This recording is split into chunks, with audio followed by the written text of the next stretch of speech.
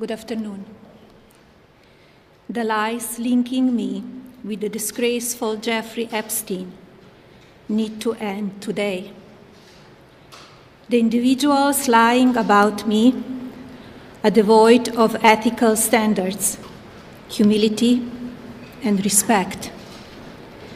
I do not object to their ignorance, but rather I reject their mean-spirited attempts to defame my reputation. I never been friends with Epstein.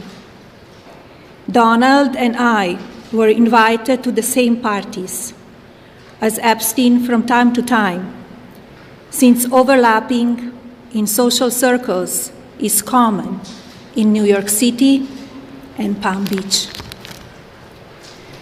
To be clear, I never had a relationship with Epstein or his accomplice, Maxwell. My email reply to Maxwell cannot be categorized as anything more than casual correspondence. My polite reply to her email doesn't amount to anything more than a trivial note. I am not Epstein's victim. Epstein did not introduce me to Donald Trump.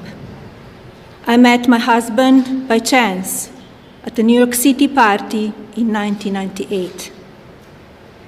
This initial encounter with my husband is documented in detail in my book, Melania.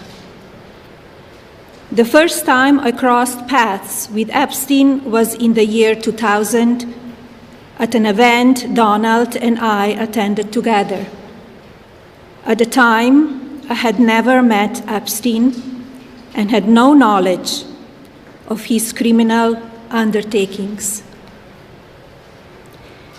Numerous fake images and statements about Epstein and me have been circulating on social media for years now. Be cautious about what you believe. These images and stories are completely false.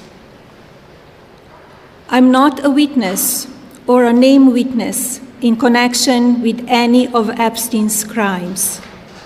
My name has never appeared in court documents, depositions, victim statements, or FBI interviews surrounding the Epstein matter. I have never had any knowledge of Epstein's abuse of his victims.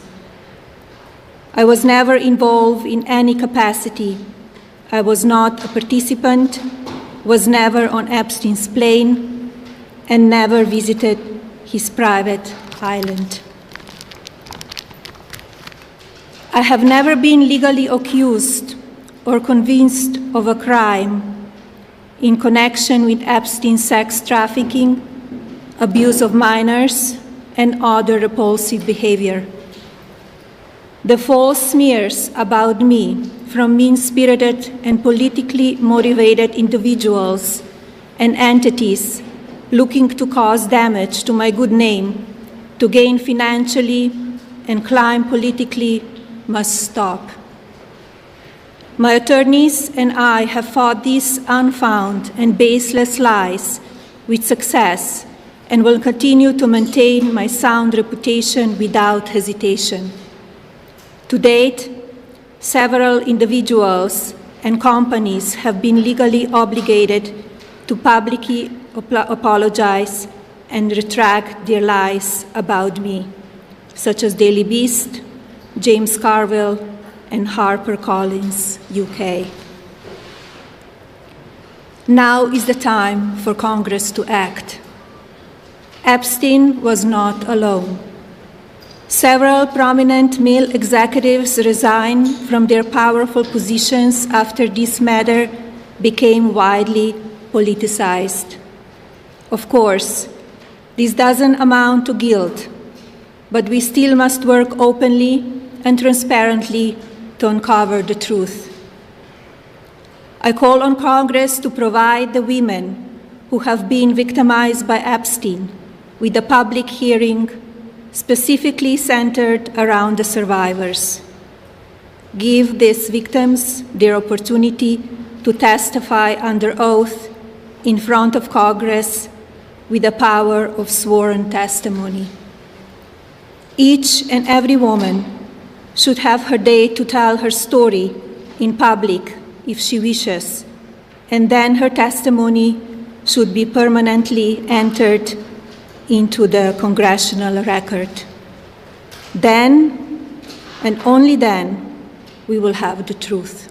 When public figures respond to allegations tied to a scandal as notorious as that surrounding Jeffrey Epstein, the issue quickly becomes larger than any single denial. It turns into a test of credibility, trust, and how the public processes conflicting narratives in an age saturated with information and misinformation. What stands out in this kind of statement is not just the denial itself, but the framing. There is a clear attempt to separate proximity from involvement, to acknowledge overlapping social circles while firmly rejecting any deeper connection. In elite environments like New York City or Palm Beach, that argument carries a certain plausibility. Power networks are often tightly woven, and casual encounters do not necessarily imply complicity. But at the same time, the public has grown increasingly skeptical of that exact defense. The emphasis on false images, misleading narratives, and politically motivated attacks reflects a broader reality. Scandals today do not unfold only in courts or investigations, but across social media ecosystems. Reputation is shaped as much by viral claims as by verified facts. In that environment, denial alone is rarely enough to settle the issue in the public mind.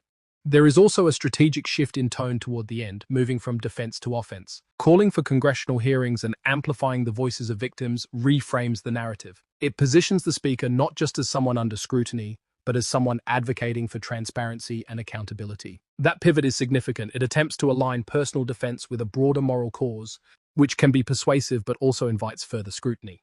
At the heart of all this is a deeper tension between legal truth and public perception. Legally, the absence of evidence or charges carries clear weight. Publicly, however, association alone, no matter how distant, can leave a lasting shadow.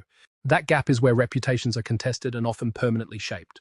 Ultimately, statements like this are not just about clearing one name. They are about navigating a landscape where facts, allegations, and narratives collide. And in that landscape, certainty is rare, but accountability remains essential.